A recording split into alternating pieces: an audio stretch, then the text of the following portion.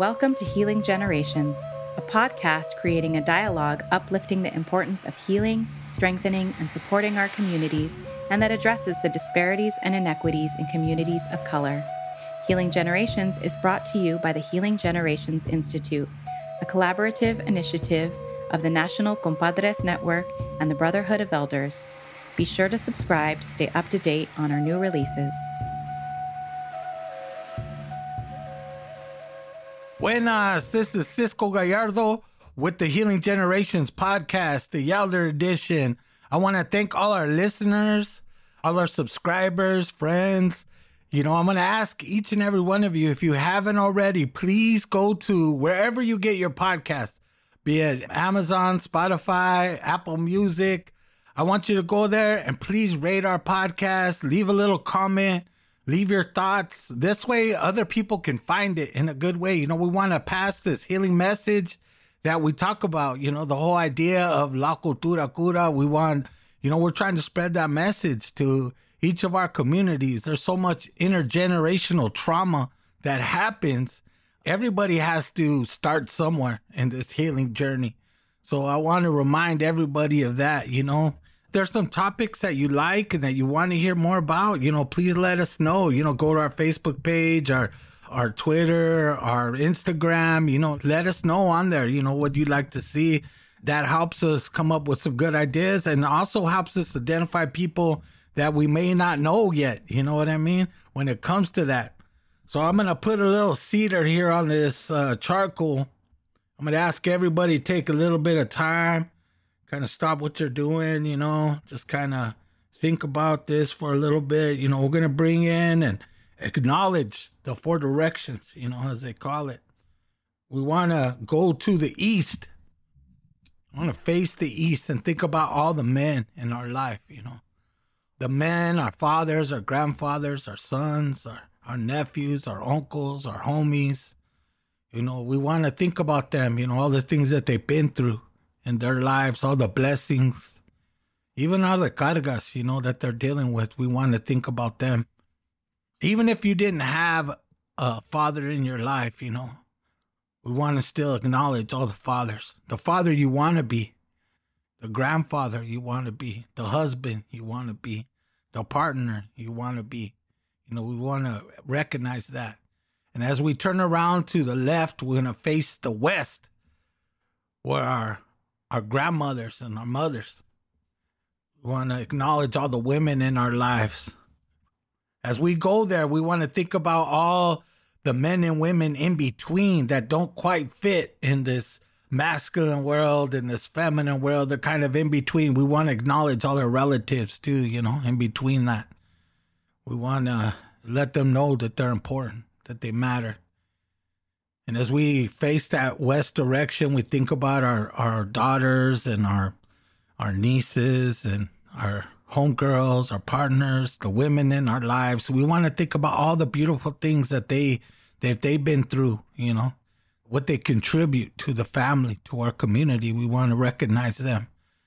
And we want to bring all that energy in with us, And then we turn around, going around all the way to the north.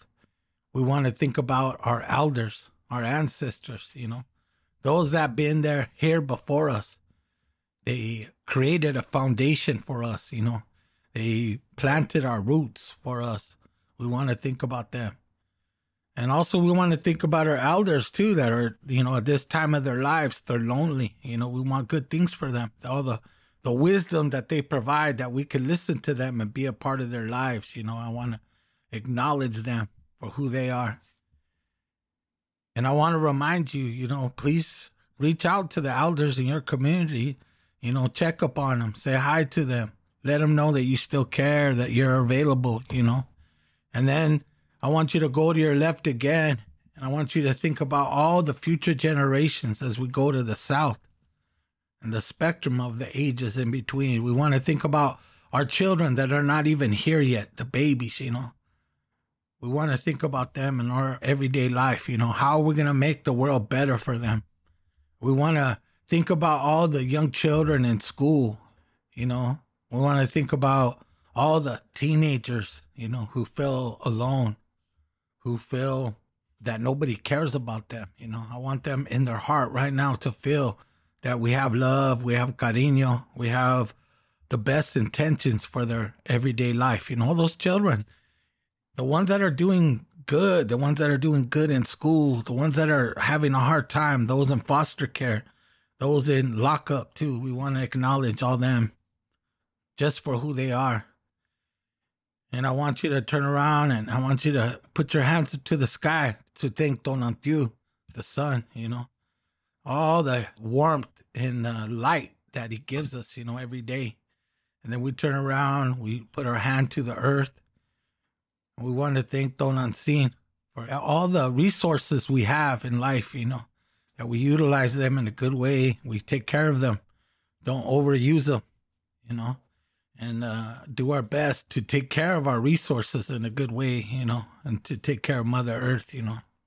And then also we want to face the center, put our hands out there to the Creator, whatever you believe. You know, I'm not going to tell you what to believe, but whatever, you know, there is this mystery of life, you know, and I want you to think about that mystery and take that deep breath in.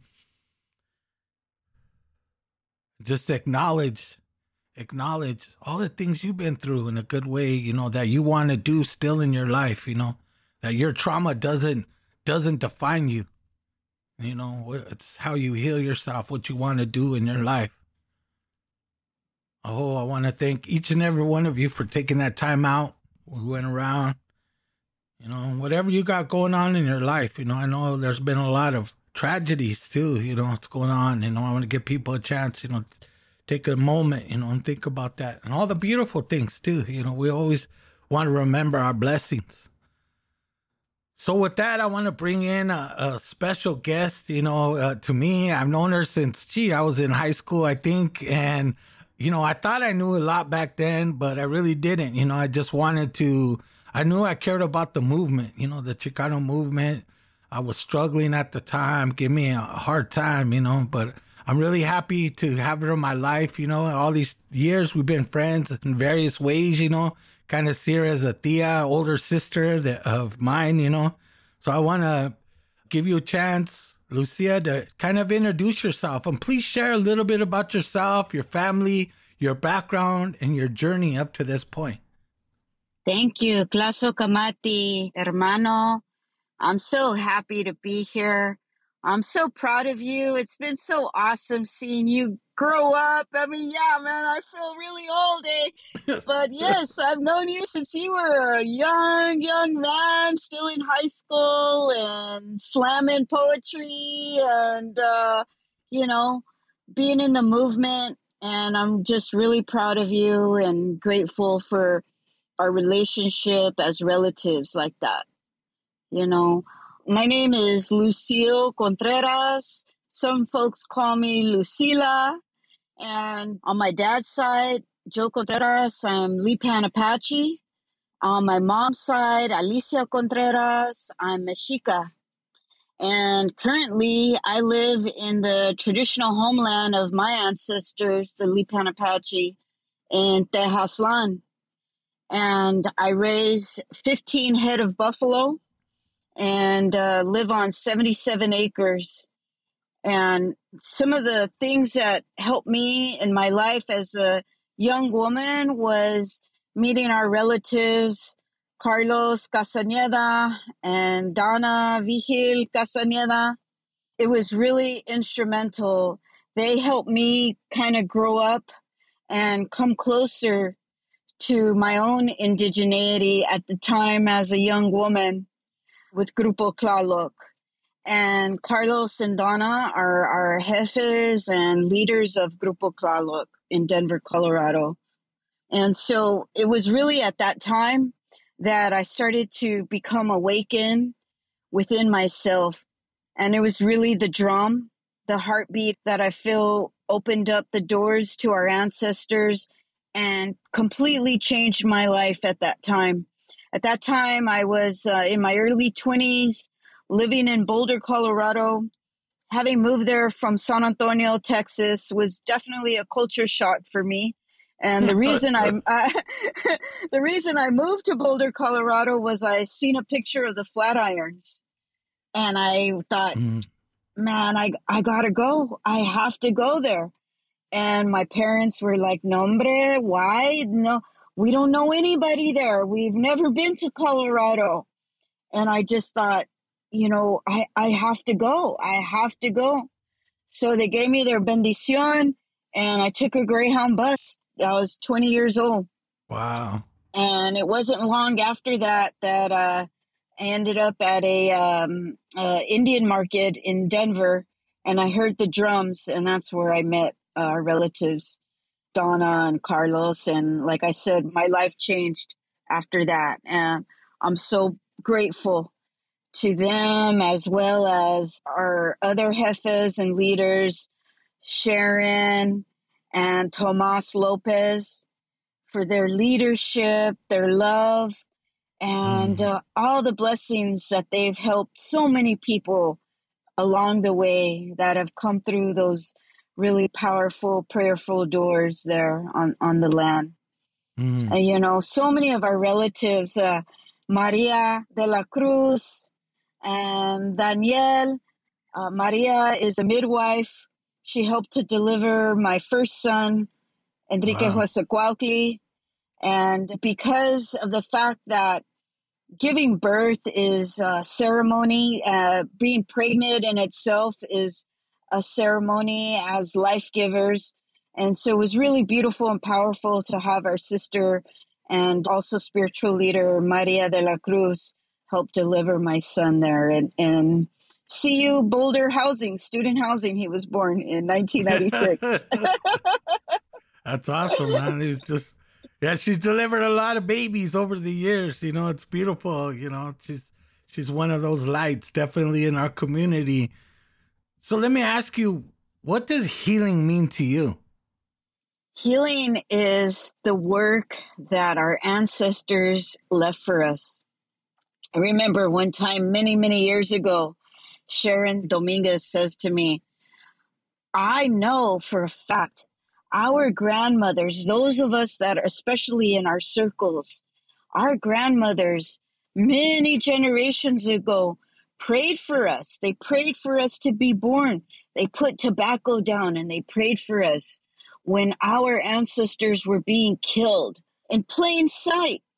Like here in Texas, we live with that generational trauma here of not so long ago in the 1800s. My grandmother, Ramona Contreras, Lipan Apache, was born in 1890. It wasn't that long ago. Apaches were killed in plain sight. It was fair game by Mexicanos, by Texans, by the government, you name it.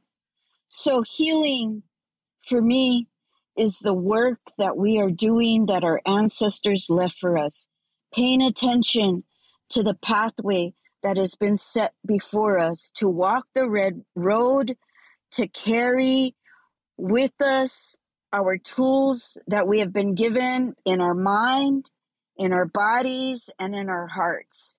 That's the healing, is doing the work with love, with cariño, with compassion, with fuerza. Yeah. That's beautiful. So what are the lessons that you learned from your culture, your family, your life experience along the way that helped you in your healing and development? So many amazing, beautiful lessons that I have learned. Most of all, never assume. Don't ever assume anything. Always listen. Be quiet when your elders are talking. Even if you're an elder, there's other elders. Be quiet and listen. Follow the example of our leaders. Follow the example of, Cuauhtémoc. Here right now is such a special day. This is the day that we recognize as Cuauhtémoc's nacimiento. And this past weekend in Ixcateopan, Cuauhtémoc, which for those of you that don't know, was one of our last great Aztec Tlatoani leaders who left a very important message for us. These lessons that you asked, the lessons have been laid for us generations ago.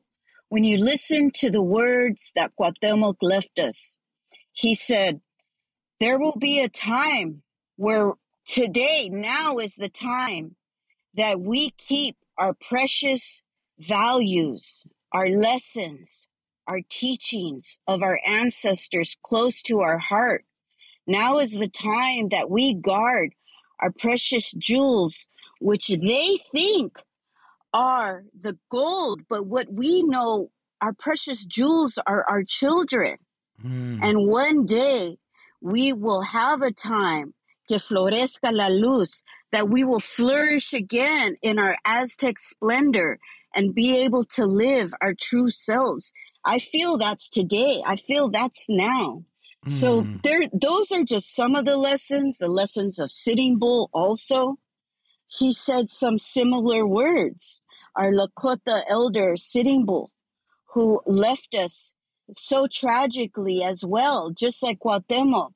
All of these leaders that were persecuted left for us the lessons that we need to value each other, value our traditional ways, value our children, value our elders, and put our minds together so that we can come up with a better way for our children and their children.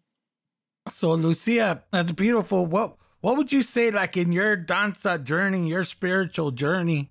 You know, I know you've been to many ceremonies in your life, but what was it along that way that kind of you had that aha moment, that you felt that connection, that was one of those times where it just changed you, you know, forever?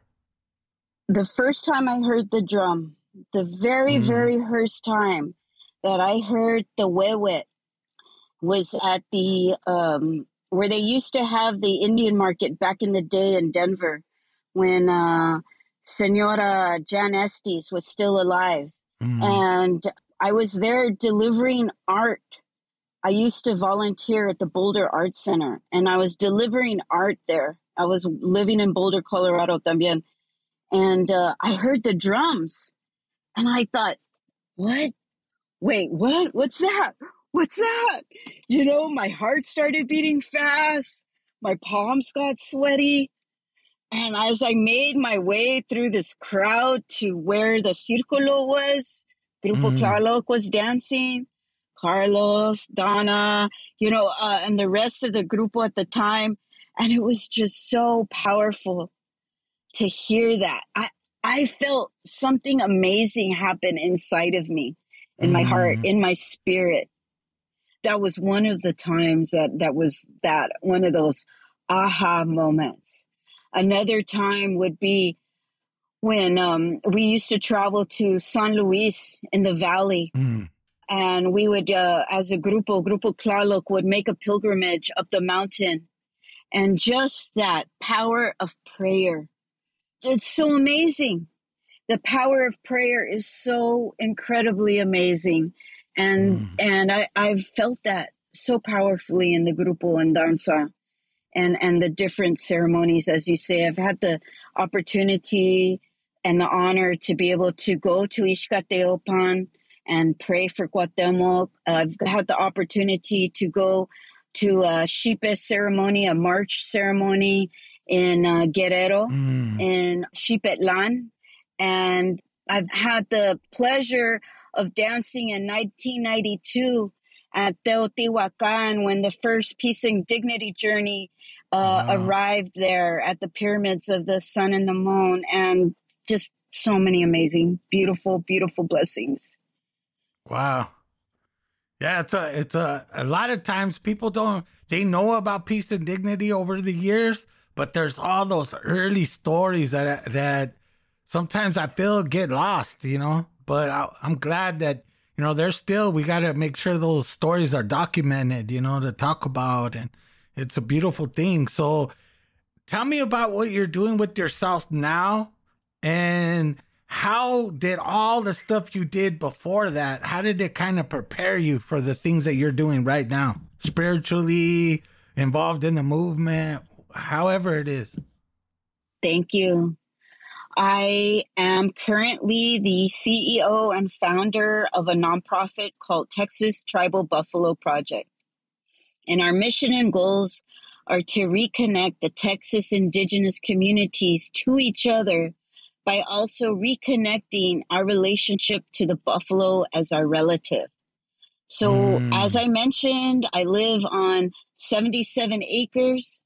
I caretake for 15 head of buffalo, and I received a USDA beginning farmer and rancher loan, and that's how we purchased this property here. And by the way, I want to encourage each and every single one of you and all the relatives out there listening. We talk about land back.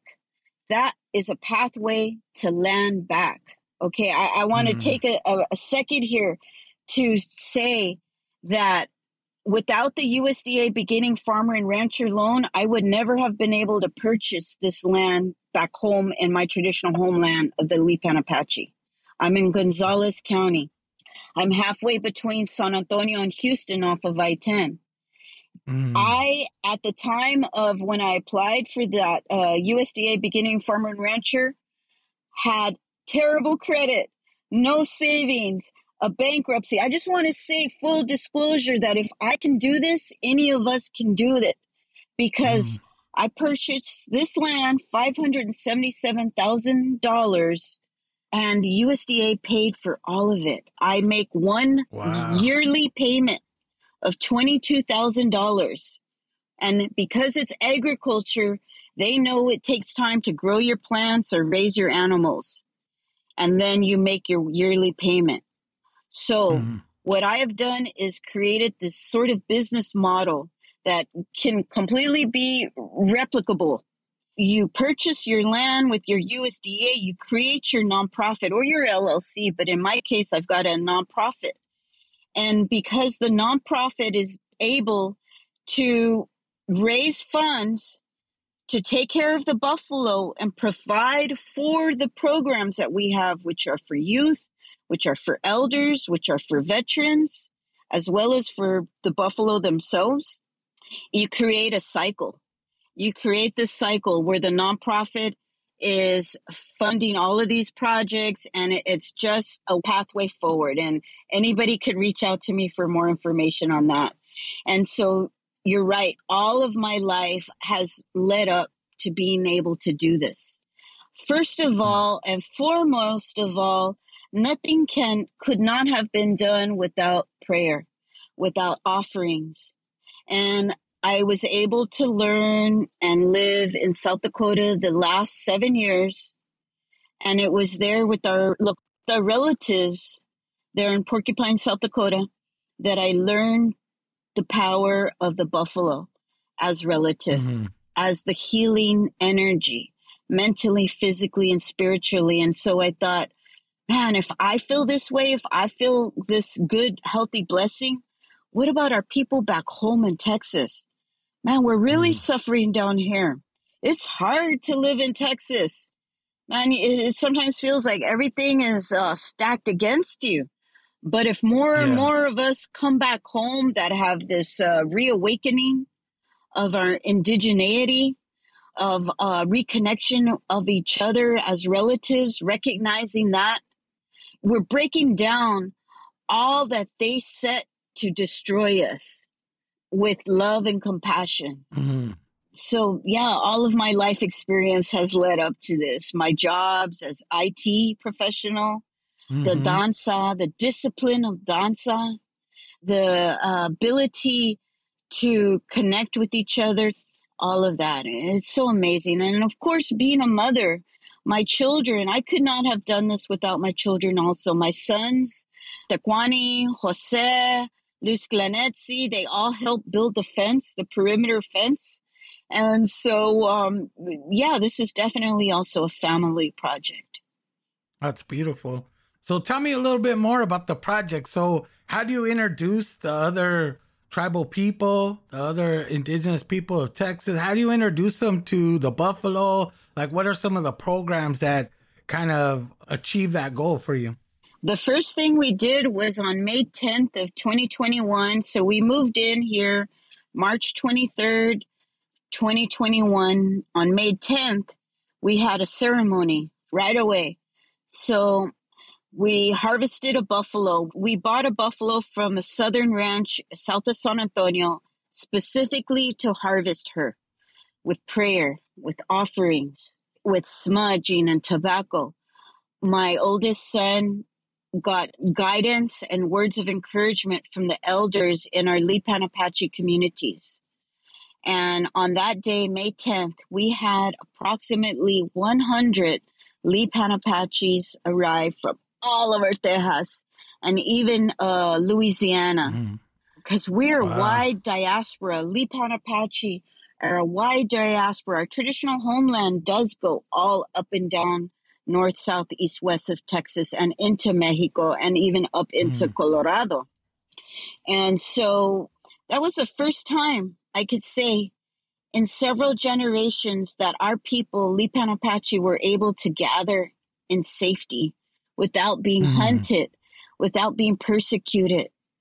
Our Lipan Apache communities are comprised of several different bands and clans, similar to the Oglala Lakota, that make up one larger nation. So we're several different bands and clans, and in harmony and peace and love, we harvested this buffalo. And throughout the day, the buffalo was being processed, and we gathered, we sang songs, we had our teepees up, we cooked, we ate. And at the end of the day, everybody was able to leave with 5 pounds of freshly harvested and ground bison that was prayed on and prayed for. So we shared the meat with everybody. And then we exercised our own sovereignty, our self-recognized sovereignty. Lipan Apache are not federally recognized, but we know who we are. And so we recognize ourselves. We signed the Buffalo Treaty, which is an international buffalo treaty that says we promise to take care of the buffalo for all of the mind, body, health, and physical reasons that we know, and spiritual reasons that the buffalo is for us. And that was just one way. Another thing that we've done is we had our first youth camp last year in 2022.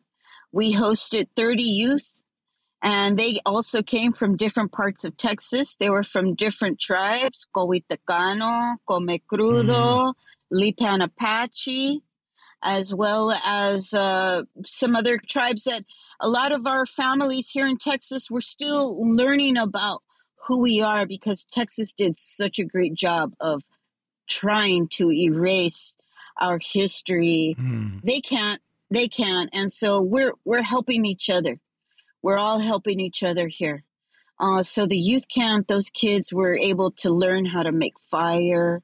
They learned how to kill a rabbit and skin a rabbit and butcher a rabbit, but first praying for that rabbit and giving thanks for its life.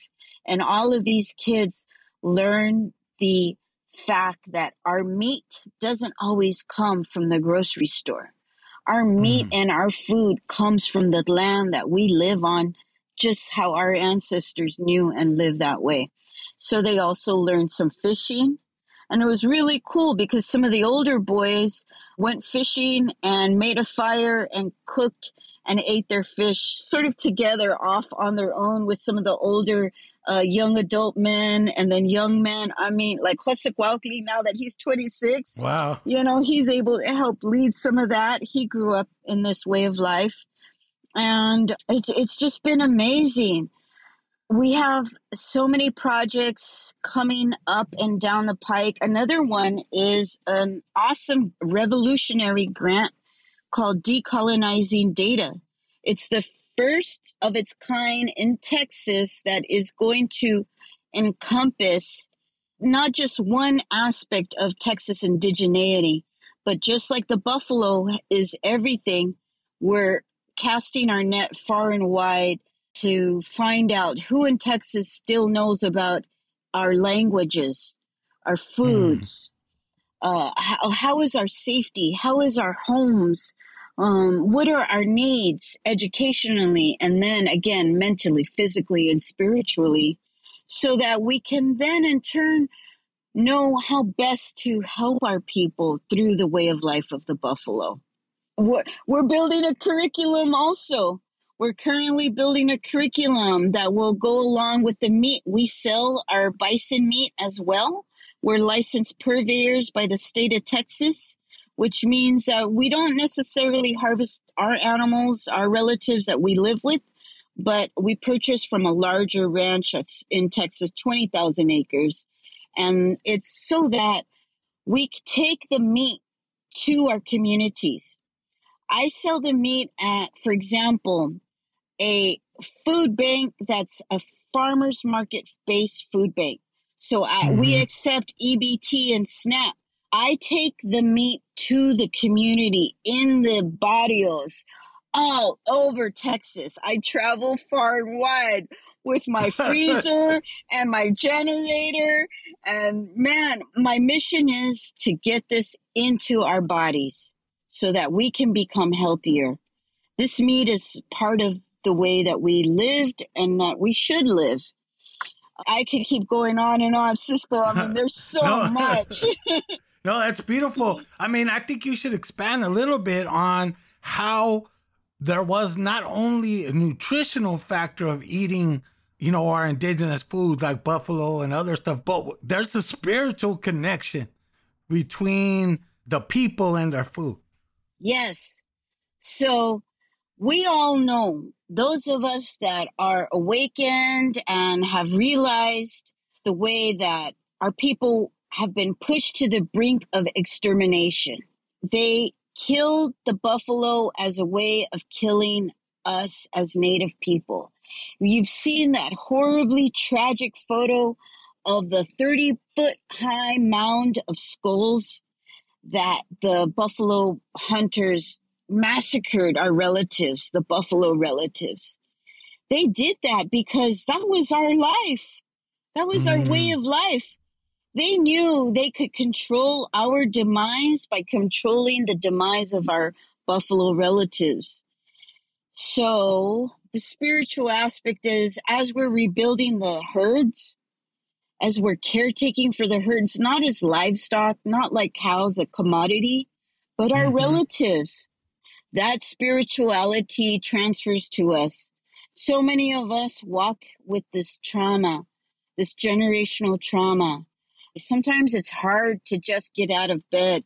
Sometimes it's hard to find out where our place is in the world.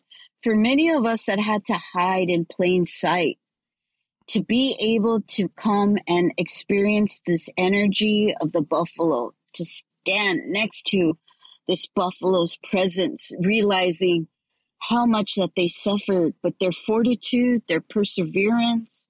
Like, for example, in the winter up north, in the blizzards, the buffalo used their humongous heads to push the snow out of the way so they could get to the grass.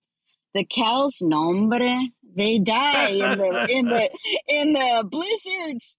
No hombre, los cows necesitan the man to take them water, to take them hay, the buffalo survive with fortitude and perseverance. That's such a perfect example of how our people survived as Chicanos, as indígena to this land all across Turtle Island. Our ancestors survived, and here we are today. And so we're doing this work, and I really can't stress enough the power of prayer. However anybody prays, that's the power. That's the power of the ability to accomplish our dreams and our goals. Anything is possible in that way. That's beautiful. What advice would you give to somebody coming up who's been through a lot, you know, our young men, but also our young women, you know, that they're struggling with everyday life, you know, they're trying to get connected, they're trying to build, you know, trying to find their own healing, you know, where would you advise them to start, you know, and maybe they have a vision to reconnect our people to different parts of us, be it art, be it, you know, just learning how to build even our ancient tools or building methodologies and all these different things. Water, you know, our people were masters at also diverting water, creating different things. What advice would you give them? The very, very first advice I would give anybody is, especially our young people, is to go and get you some tobacco. whatever you can grab. If you can only find somebody's cigarette, fine. If you can go and get you some nice, good, organic pouch tobacco, and first of all, hold it in your hand, close your eyes, feel it, and pray with it, and ask the Creator for guidance, and ask your ancestors for guidance, and put it down outside by a tree. If there's no trees, put it down by a rock, wherever you can that is outside, close to nature. Primeramente, Creador. This is one of our elders, Francisco Coca, from Aguilar, Aguilar, Colorado. I remember one of the teachings when I was a young woman in my 20s. I'm 56 today, by the way. A great happy birthday. Thank you for sharing your birthday with us. I appreciate it.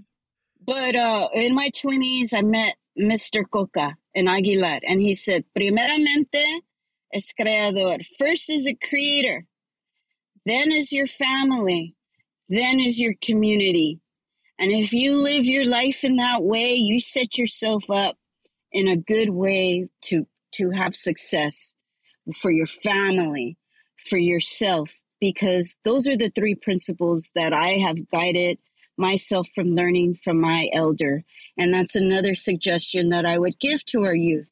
Connect with some elders in your family, in your community, or out here. We have the ability of this web.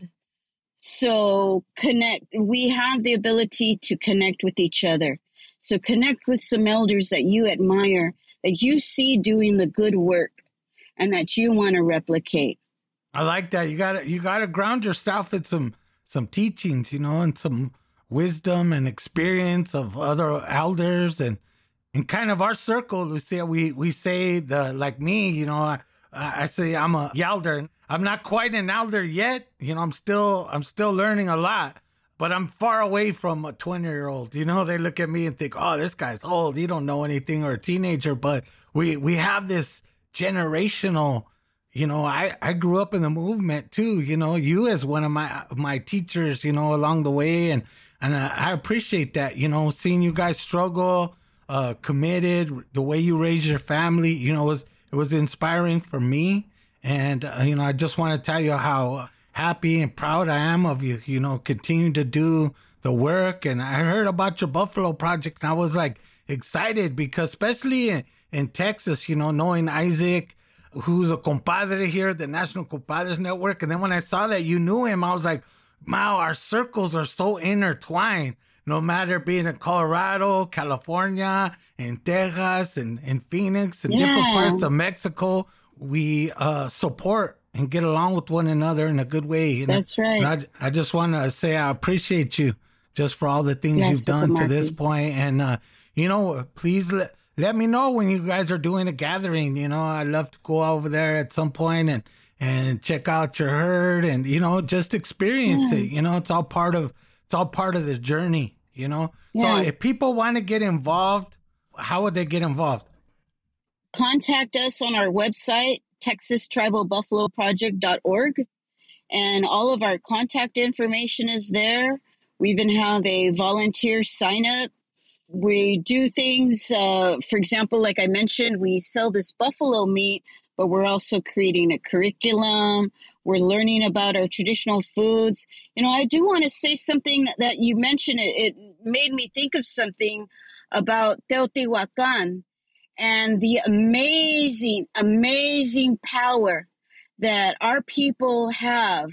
The ability of our ancestors to have created those beautiful, beautiful sacred pyramids without any power tools, without any YouTube to look up, like, how do I fix this or fix that? But because we have that ancient knowledge within us, and you're right, like the aqueduct system is the most advanced in the world.